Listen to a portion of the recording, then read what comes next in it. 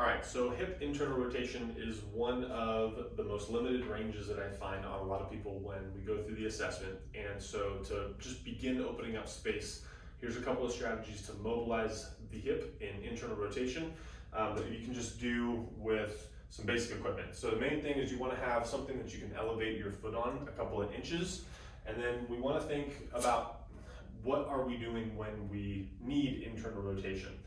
Most of the time it's a hip hinge variation. And so we're going to use a hip hinge variation either supported by the table, supported by the rings. There's some floor setups that you can do that we're not going to cover in this video, but just get creative with the principles that we're after, that we're going to demo here, and then you can get after it in whatever way works for you. So one of the ways that I start out with this is just being in kind of a split stance with this rear foot. This is the leg hip that I'm going to focus on for internal rotation.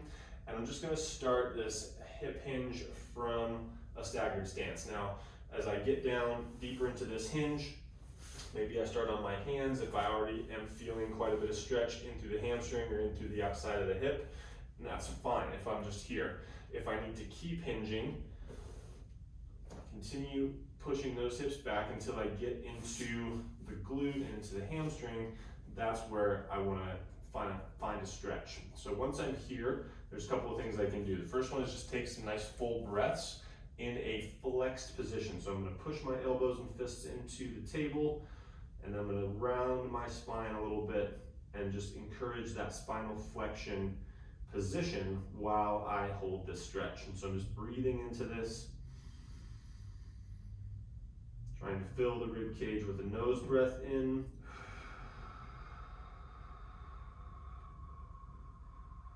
And a long exhale through the mouth on the way out.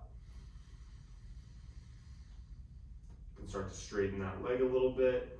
So I feel a little bit more range. I can push the hips back a little bit as I feel it opening up. And then exhale again, rounding through the spine here.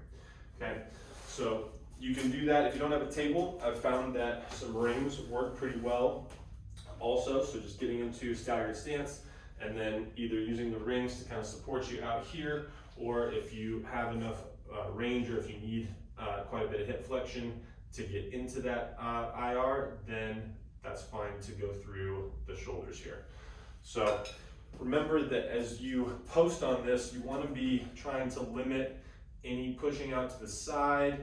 Even though there's going to be a little bit of rotation that happens in the joint, we want it to be pretty small, right? We want this to be kind of a flossing, maybe moving in and out of that joint capsule a little bit. You can, like I was doing, kind of extend the knee back a little bit, flex it, push the hips back, extend, but just slowly and gently feel around into your areas of tightness and take some breaths there, okay? So this is one of my favorite ways to mobilize that internal rotation of the hip using hip flexion.